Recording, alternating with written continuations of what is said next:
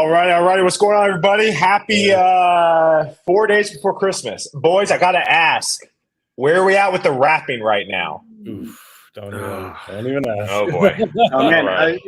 Greatest thing ever, Christmas bags. You know what I mean? You just throw it in there, you wrap it in some tissue paper. Dan's entire tree.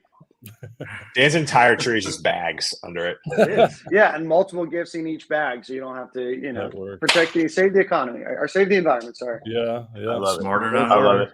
Yeah. Well, y'all, thank you again for tuning in today. The last episode of Unicorn Finders in 2023, and we're excited to have these guys on the show. I think, Dan's a huge music fan. I did music. I moved to Nashville to do music. So this is obviously a product that's pretty close to our interests, and I'm super excited to dive in. But first off, if you are tuning in now or in the future and you're like, what the heck is a unicorn finder? Don't Google it. You may get some weird things. I want to talk about it real fast. Basically, Unicorn Finders is a podcast done out of COVID. Me, Dan, and Jake, our third musketeer, who's currently acting as Santa, who's not here. We're all friends outside of work. And so we want an excuse. Rob, Joel, I'm sure you're this way with your guy friends. You need an excuse to hang out. Some people start a business, right? Some people start a podcast.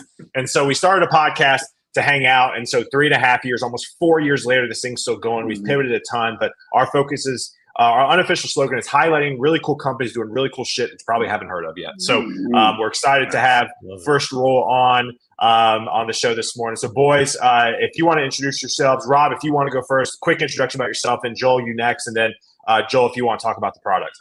Sounds great. Yeah, sure. Guys, thanks for having us on. Rob Baker. I am an artist manager. I've got 25 years experience in the music business, from entertainment attorney to very small record label owner and artist manager. I like to say I'm a recovering attorney. I haven't practiced in a while, but anyway, I'm excited to be a part of this First Rule team and really bring something to the table to protect creators in this next generation of an AI world.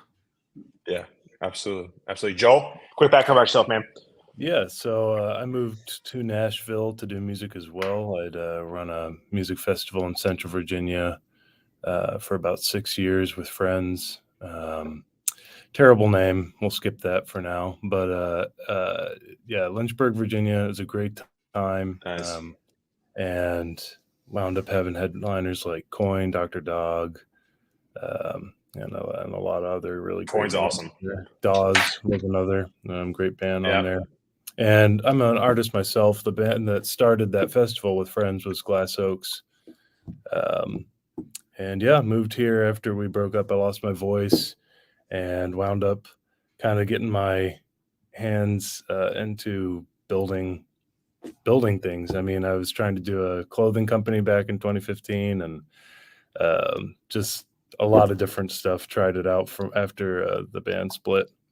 Then I got my voice back, made an EP, then moved here, and a few years later began Spoke Tech, which is now operating as First Rule. And now getting into tech, and I guess we can jump straight into the product. Yeah, let's do it. First Rule is an ecosystem of interconnected platforms protecting artists in the age of deepfakes. So there is Artist Vault, where you create and protect your voice print. There is ClearVoice, which is like a clearinghouse for artist rights in terms of their generative works, which for us will specifically be created through our co-writer tool. And that's like a bespoke LLM that drives a music gen AI.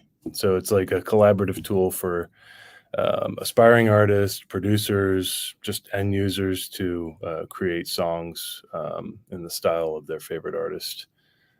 So this tool is gonna make sure that the whole Drake song that came out last year or this past year doesn't happen again, is what you're saying. Or that it happens and then Drake has rights and isn't. And exactly. music group isn't flipping upside down, and the music industry is going through a traumatic episode like they did with Napster and or a flashback. Yeah. So I want to ask you this: is there any? Because I would think there may be a lot of product out there like this, or people trying to do this. I mean, what do you think kind of separates y'all from maybe the other competitors in the space? I think and Rob, you speak on this too, actually. But real quick, I think what separates us is the focus on authenticity, on the artists themselves. Peace in the Age of Deepfakes is kind of the mission, and our slogan is humans first. First rule, humans first. There are a lot of people trying to do things in this space, and it is really the wild, wild west, right? We're just on the very front edge of what AI and generative content is going to do to creatives in across the board. We're focused on music because that's our background, but like Joel said, a lot of people are focused on simply the end user and how do we make money fast, and it's or how do we get market share fast, and that is a strategy that can work. But we believe that ultimately it's going to come down to the artist, the songwriters, and the rights, which will in music there are any number of rights holders on a given product, and no one is really focused on how do we protect those creators from the record label to the artist to the songwriter to the publisher, and that's our focus. And we think focusing on protecting those rights is going to give us an edge, even if we don't have the initial market share that Google or so how does the platform work? So you can, if you use your platform to create a song in the style of, we used Tyler Childers and Ludacris before. Well, I did. If we want to create a song, it will then know the music sampling, where it came from, what potential songwriting snippets it took inspiration from. Obviously, you have Ludacris's voice, which is very, very particular. And then it'll identify, hey, these are the 7 or 8 different people that potentially could stake claim to what generative AI built. Is that my understanding? Yeah, that's a great job. That was perfect. All right, I'm done. Oh, that's all, folks. Hope I have a good one. Thanks. Merry Christmas. No, that's really it. Yeah. So does then this? So there's obviously a ton of generative AI platforms out there. A lot of platforms are doing this without any sort of credit or attribution to those individual folks. Would you guys potentially tie into a larger generative AI platform to say, hey, if you want to create this on ChatGPT, we now know where money would have to flow, or the rights holdings, right? You might create a ridiculous song and Ludacris like, I don't want that. But then there's the option to make that connection. Is that my bigger understanding? Absolutely. I mean, you're nailing it. We will have our own products where end users take it ain't bigger than create. But also, one of our models is to license out. If we've got the rights, or we don't have the rights, but we have access to the rights. We have the licenses from the artists, from the labels, from the publishers, from the songwriters, on down the line. You can just plug into our ecosystem and offer your particular product, your music creation product, and we can handle, sort of the clearinghouse piece of it is making sure the people that contributed to whatever end product you created get paid. And also are okay with what you created. So there's a consent, right? There's a compensation component, and there's a credit component. All of those things will become involved in your ability to use the end product. Cool. And real quick, and Joel, Rob, we talked about this when I met you guys at 3686. Shout out 3686. I met so many great entrepreneurs there. It's a I can conference look here it in up. Nashville. It was great. Oh, Yeah, no, it was a cool. founder-led conference in Nashville. How do y'all make money? Right? Is it a cheaper package for the artist? Like if an artist isn't signed and it's just like, my band's, we just wanted to make sure, a bunch of hipsters weren't ripping off our indie pop music. Do you have like a cheaper thing for that, or do you go at the labels? Do you go? I mean, like where do you guys go to make money?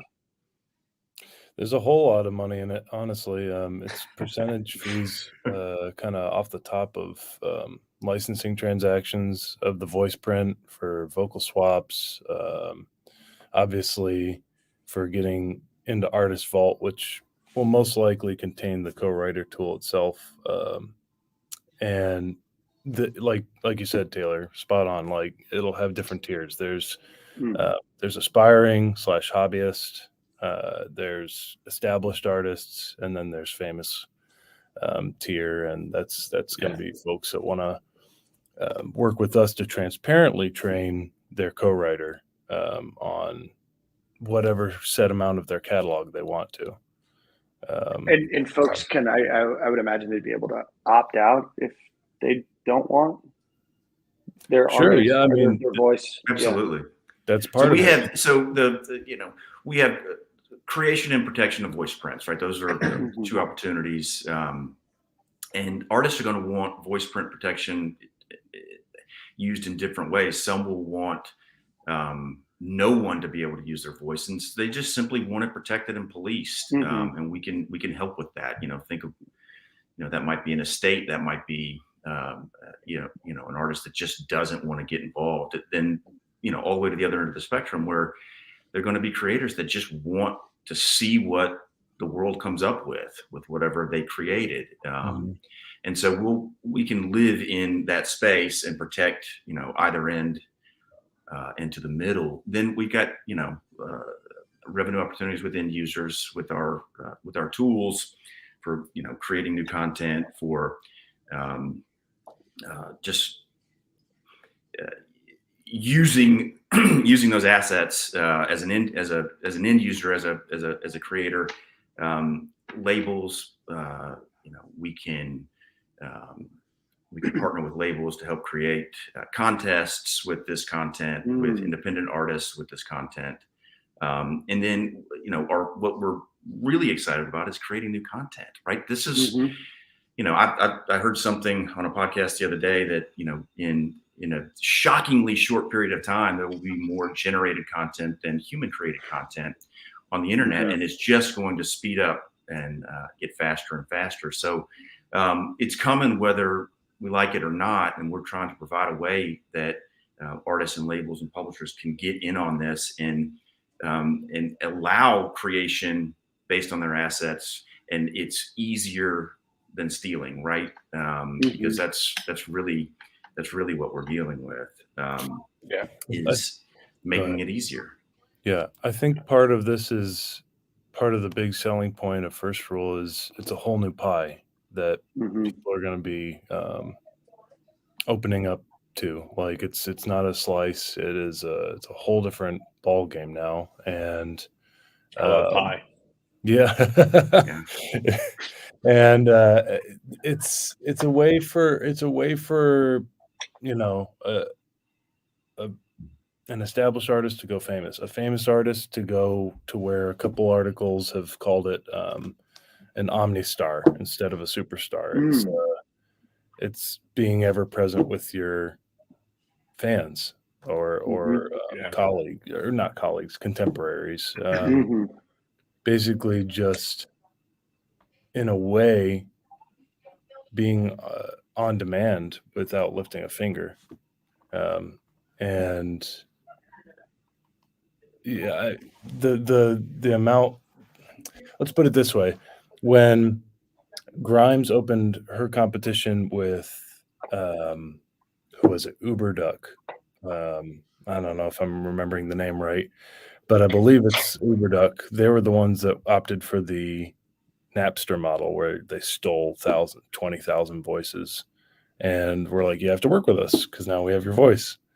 And she was like, that's cool. That's when she said on Twitter, anybody can use my voice. Just I get 50% of whatever you upload, and that just compounded the problem of deepfakes.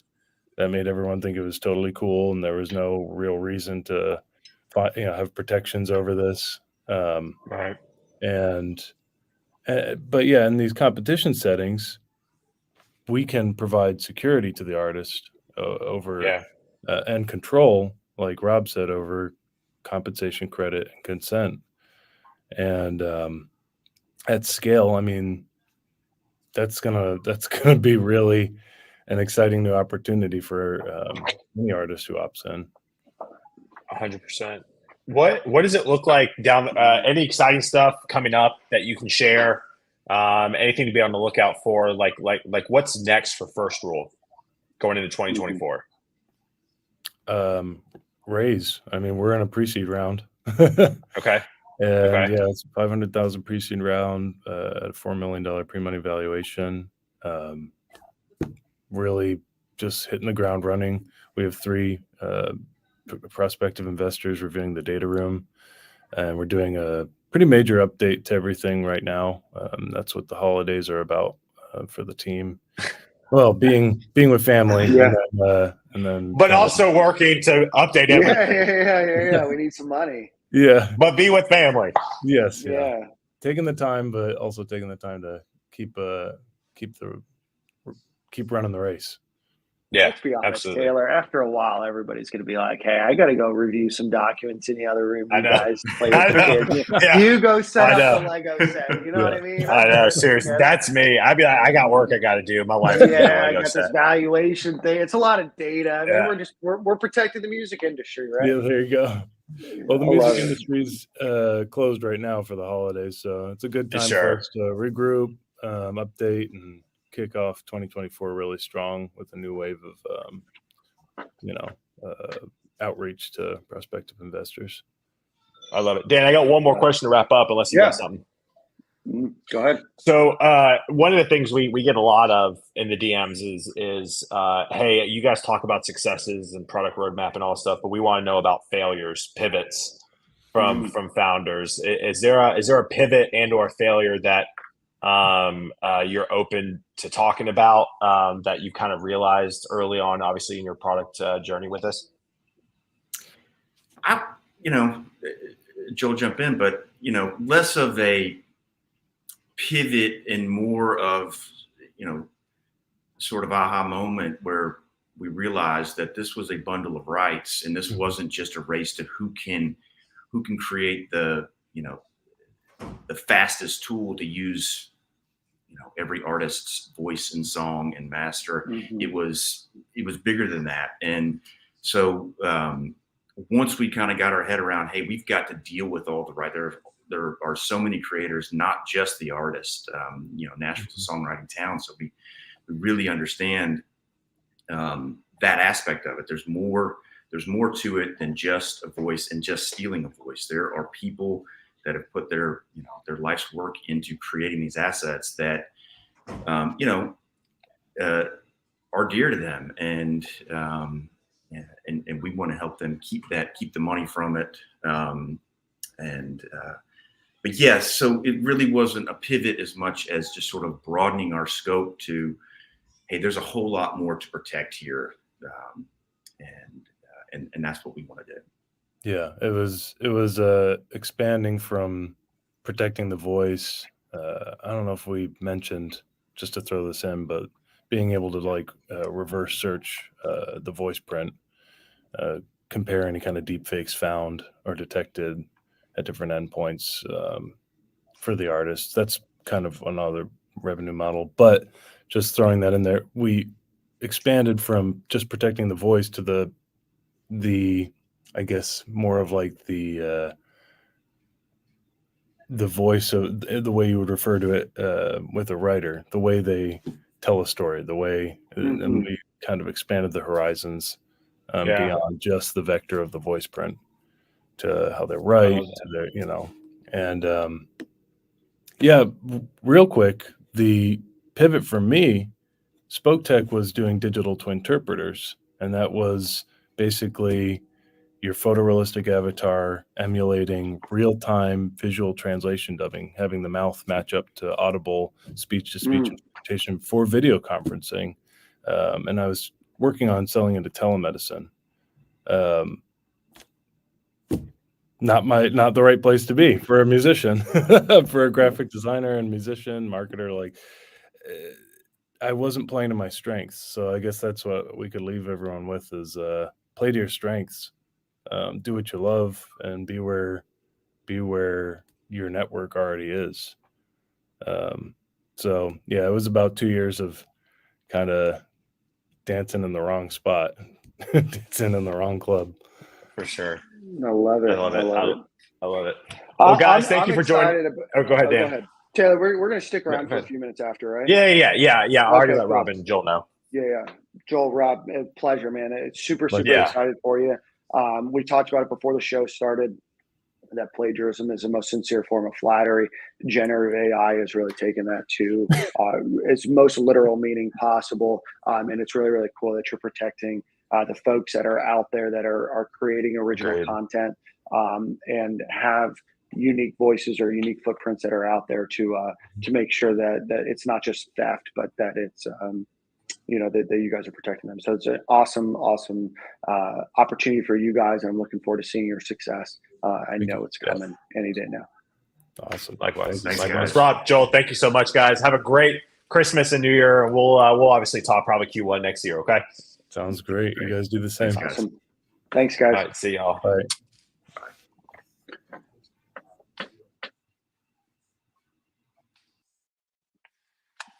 That was cool. Yeah. No, I mean, unbelievable, right? I mean, it's obviously been something that's been talked about. They mentioned Grimes. Obviously, you talked about Drake. There's been a lot of folks that are out there that are getting, and as much as I feel for like the singers, right, using Drake's voice or using whoever's voice, right, I do feel for the songwriters and the musicians behind the scenes that you may have never heard of that are getting their, samples stolen. Right, because that's what it is, right? Like generative AI is not creating new and original thought; it is taking from, petabytes and more of data and just saying, "Hey, this is all of the songs by this particular person. Let's get it in a theme and let's throw in whatever weird direction that you want to take it and putting it together without really any original idea." So I'm super excited for those that often gets stepped on in the industry to not get stepped on anymore. Well, and I think, my marketing brain, kind of thinking about this, I think there's a huge opportunity for storytelling with them. And I think and in my opinion, I think in general in this industry, the music industry and protecting artists, I think the companies like a First Rule who win is going to have a better storytelling technique and to appeal to the artist and the labels. And the only way to do that is basically to try to continue to sell, what you're doing, et cetera. So how you're an artist, right? And former musician, a performing musician, an on-tour musician, right? What are your thoughts? Right. I mean, you're heavy in the music industry. What are your thoughts about this, about, the generative AI business as a whole in terms of, taking and stealing and all of that about, what are your musician friends saying? Well, I haven't asked Jake specifically. I haven't asked, but I know his wife, Mackenzie, who's really big and has been on tour with like Brad Paisley and stuff like that. She obviously would probably be the first person to be aware of this. I think it's incredibly important. I mean, I think what we saw with Drake and that like ghostwriter creating that song and it going mega viral. I think if you could take so my buddy's wife, she kind of, in my opinion, gives me like Taylor Swift vibes before she turned like rock per se. So it's like super like country pop. I could easily see somebody take her voice and just create essentially a low key Taylor Swift song and it go viral. And then, my friend is sitting there going, what the heck happened? Somebody used my voice and now they've made potentially millions off of it. You know what I'm saying? So I think it's incredibly, yeah, I think it's an incredibly important problem to solve for sure. Yeah, and I'm very curious about the music industry as a whole as we get into the deep fakes and obviously generative AI and everything else. And I know that these guys are trying, will protect the artist. Very curious to see what happens Yeah. over the next 20, 50, 100 years, right? Like, Yeah. could you potentially make another Taylor Swift song in 100 years that your great grandchildren might hear, right? It's Maybe. her voice. I mean, the Beatles. Same style. The Beatles right? didn't they just put out a song through AI? I mean, geez Louise. No more Beatles. Anyway, so but I'm curious to see if you like the Beatles. I'm sorry. I'm not sorry that I said that. I'm sorry that you like the Beatles. I'm very curious to see like what happens, to the music industry as a whole, right? Because you do have generational artists, and obviously, like you look at like Taylor Swift, for example, right? Like she's so much more than just singing and the songs that she puts out. It's the performances and everything else. Yeah. But oh, she put some bops out there, right? So, if you can continue that, do you continue to go that direction? I'm curious to see. Yeah, Randall comes in. The old national writers I write with don't use AI yet. So the people that will benefit will be the younger generation. Yeah, I mean, listen, but I also think too, you could go to name an old country artist like Tim Hank McGraw Williams. or Garth Brooks or Hank Williams. You can still go to those guys and be like, yo, we need to get protected. For sure.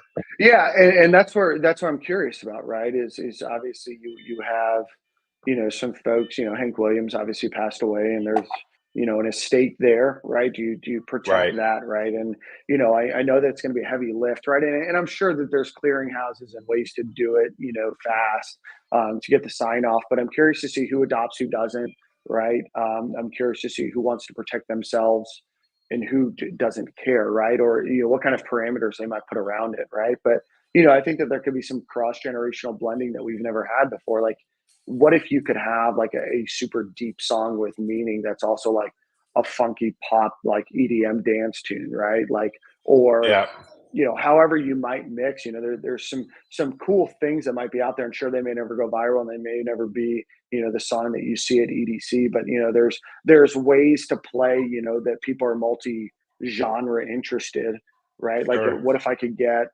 a rock song that's, a little bit softer in tone, that's maybe a little bit more classical, right? Or not classical, but classic rock or something like that. So I'm very, very curious to see what happens in the industry. Yeah, Garrett comes in here. Garrett has a security and privacy background. So given the sensitivity of data, first rule we'll be dealing with, it'll be very interesting to see how they tie in security and privacy principles to protect it. Yeah, 100%.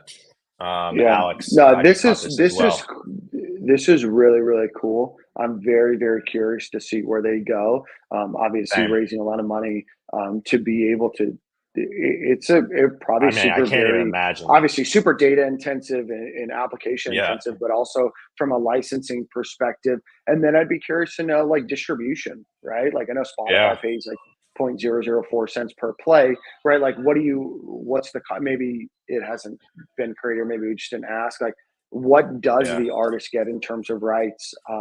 Or what does that mean monetarily? Is it songwriting credit? Is it 50%? I'm curious to know, but we should get that back on in 2024.